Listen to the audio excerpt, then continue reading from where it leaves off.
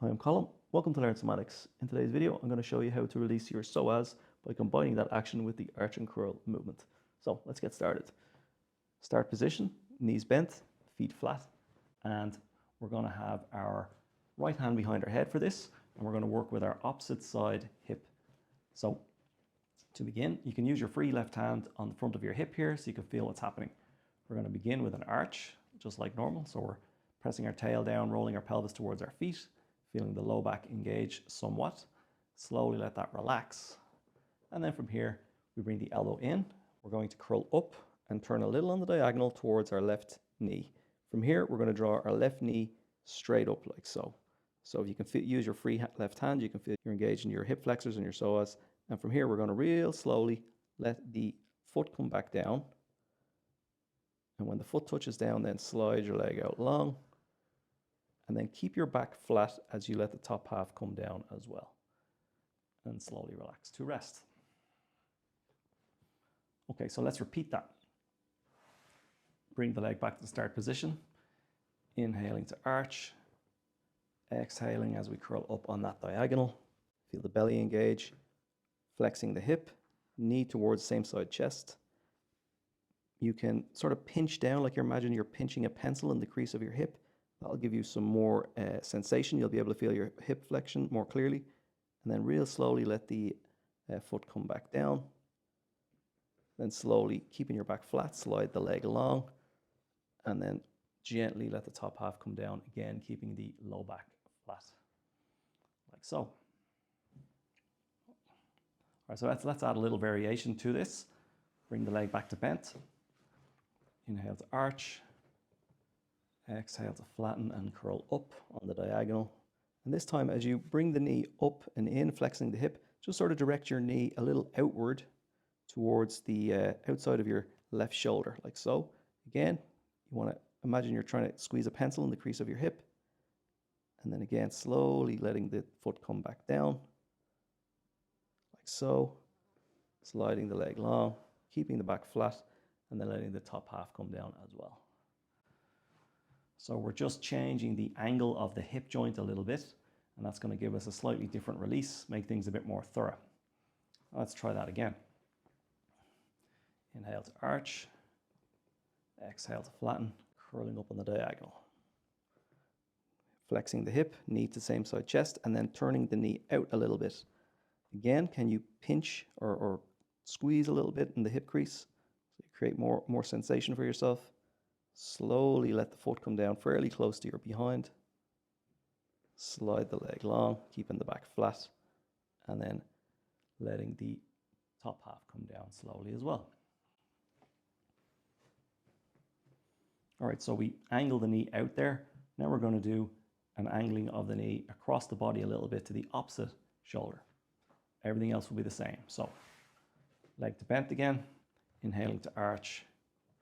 Exhaling to flatten, curling on up on the diagonal, flexing that hip, like so. And this time we're just going to point that knee a little more across to the opposite shoulder, so the foot kind of comes out a little bit. The angle of the hip and leg changes. Again, keep your back flat as you let your foot come back down. Slide the leg out long, and keeping that back nice and flat as we lengthen out in the front of the body as well. Let's do that one more time. So each time we're doing this, we're getting more and more control over our hip flexors, because those slow releases, we're re-establishing that control. So bring the leg to bent, and let's do that one more time. Inhale to arch, exhale to flatten, curling up, flex the hip, and angle that knee across the body a little bit. Create a different angle in the hip joint. Again, can you like pinch or squeeze a pencil in your hip crease? And slowly let the foot come down, keeping the back flat. Slide the leg nice and long, and then keep the back flat and let the upper half come back to the floor as well, like so. All right. So we've been doing it in stages. The foot comes down, then the top half comes down, and breaking it up so we can do one thing at a time. Now let's see if we can do one where we come out of this movement all in one go. So we're going to have to do the top half and the bottom half together. This is going to require a little more control. So it's a good little progression for you. So bring the leg back to bent and let's try that one time. Inhale to arch, exhale to flatten, curling on up a little on the diagonal, flexing the hip. And we're just going to go straight with the knee this time. So knee straight up, pinch a pencil in the crease of your hip to give you that extra bit of sensation. And now keeping your back flat, can you slowly let your foot come down as you let your head come down, like so. And then once your foot and head are down, keep your back flat, slide that leg out long, reach a little through your heel, and relax completely. So as you can see, that's a little more complex where you have to do the two ends together. Let's just do this 2 more times, see if we've got it. All right. Arching, slowly releasing, curling up on the diagonal at the same time as we flex the hip joint, getting a nice clear contraction through the front of the body and in the fib flexor, and then keeping our back in contact, our low back in contact with the floor, slowly letting the foot come down as the head comes down. Now we're asking our brain to do more things.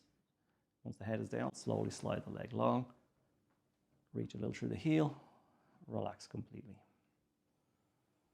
And we'll do that one final time for 3. Inhaling to arch, exhaling as we curl up on the diagonal. Knee straight towards the same side, chest, flexing the hip. Make sure you can feel what's happening in the hip and in the belly as you curl up. They're the areas that are contracting. And then you're slowly and as smoothly as you can, keeping your back flat, letting yourself uncurl back to the floor. And then once that foot is down, slide it long, reach through the heel, and just forget all about it. All right, so let your other leg be straight, hands by your side, and just take a moment to check in with that.